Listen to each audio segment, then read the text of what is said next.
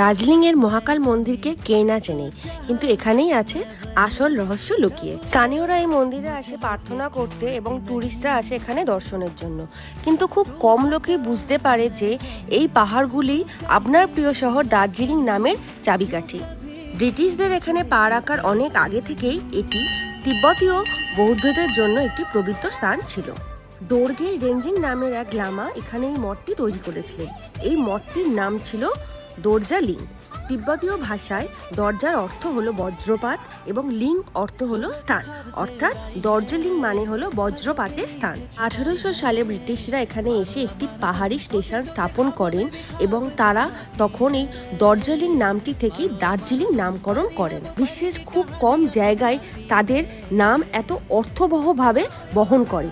এখান থেকেই শুরু হয়েছিল সেই পাহাড় যা আমার আপনার প্রিয় দার্জিলিংয়ের নাম দিয়েছে।